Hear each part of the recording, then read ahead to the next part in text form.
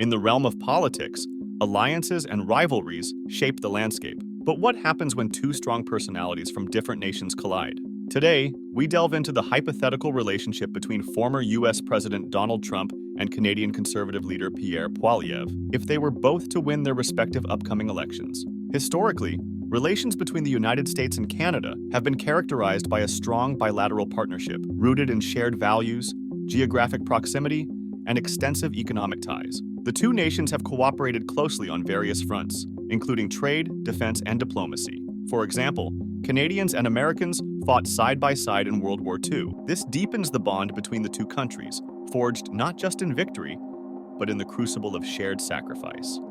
Trade has been another bedrock of this relationship, both countries being the other's largest trading partner, having exchanged goods totaling almost $1 trillion in the year 2022 alone.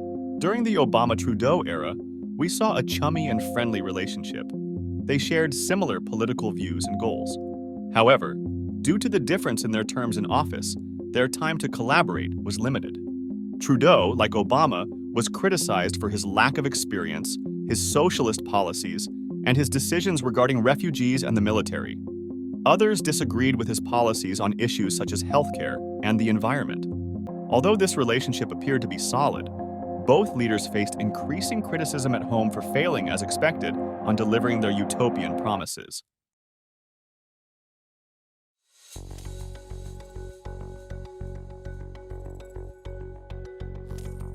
The relationship between President George W. Bush and Prime Minister Stephen Harper was marked by a warm, yet more pragmatic approach. While their policies aligned on many fronts, such as security cooperation and trade agreements like NAFTA, their personal relationship was more formal. However, Harper's gesture of presenting Bush with a brass belt buckle and an RCMP Stetson showcased a symbolic gesture of friendship and shared values, reflecting the underlying bond between the two leaders and their nations. During the Trudeau-Trump era, the relationship between the United States and Canada experienced moments of strain and tension. President Trump's forward and no-filter style clashed with Prime Minister Trudeau's more liberal and woke approach. This divide was highlighted during the NATO summit, where Trump famously called Trudeau two-faced after a video surfaced of Trudeau apparently mocking him with other leaders, notably Emmanuel Macron of France and Boris Johnson of the UK. Well, he's two-faced. Do you think that Germany is too naive? And honestly, with Trudeau, he's a nice guy. I find him to be a very nice guy. But, you know, the truth is that I called him out on the fact that he's not paying 2%. Driven by opposition to Trudeau's draconian COVID-19 measures. The then former President Trump labeled Trudeau a far-left lunatic in his criticism of Trudeau's handling of the situation, further exacerbating the friction between the two leaders. These incidents underscored the challenges of maintaining a positive relationship amidst differing political ideologies and policy approaches. The relationship between Prime Minister Justin Trudeau and President Joe Biden has been characterized by a return to more normal ties following the tumultuous Trudeau-Trump era. Both leaders share the same radical climate agenda and promote extreme progressive policies, which has laid the foundation for cooperation on various fronts, even at the detriment of their economies. However, one notable point of contention has been energy policies, particularly concerning the cancellation of the Keystone XL pipeline by President Biden. This decision, made shortly after Biden assumed office, strained relations between the two nations and caused economic concerns in Canada, especially in the western provinces.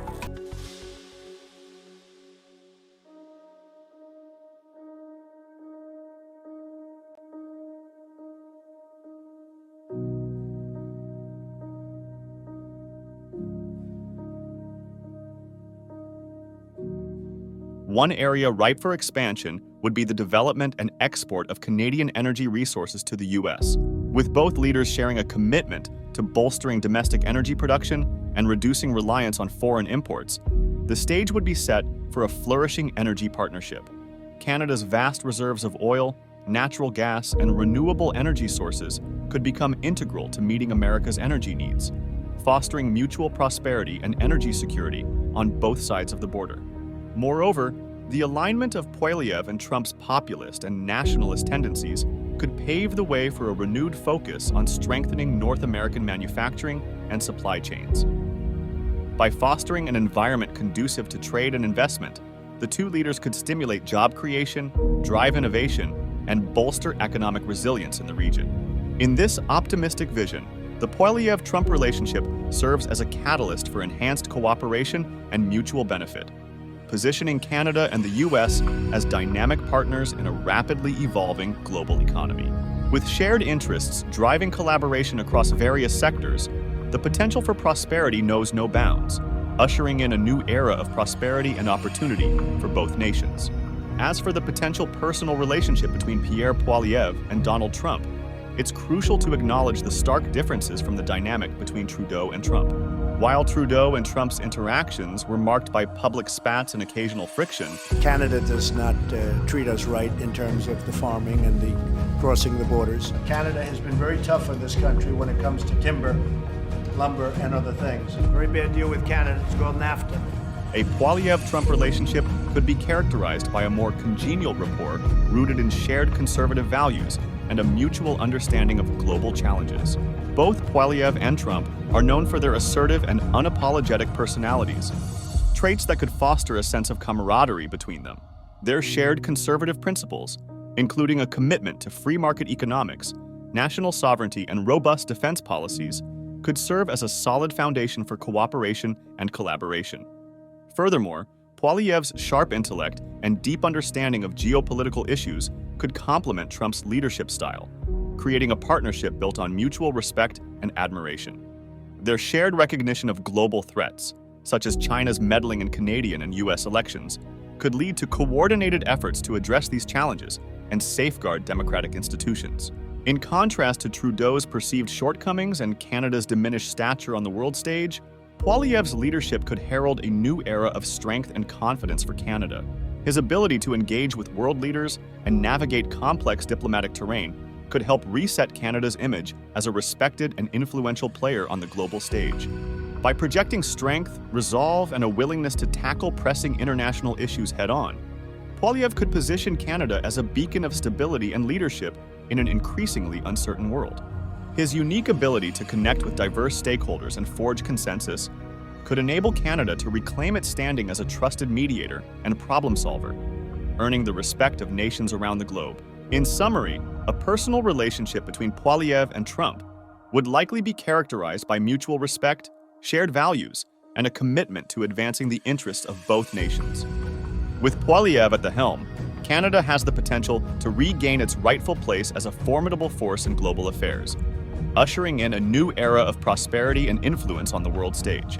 With Donald Trump emerging as the likely nominee for the 2024 U.S. election and consistently leading in polls, especially with concerns over Biden's cognitive decline, coupled with Pierre Poilievre maintaining a double-digit lead in Canadian polls for the past 6 months, the prospect of another conservative partnership in the leadership of both countries seems highly probable. It will certainly be intriguing to observe the unfolding dynamics. Additionally, with the Canadian public growing increasingly disillusioned with the Liberal government on various issues, the political landscape appears ripe for change. If you found this analysis insightful, please consider liking and subscribing to my channel for more content.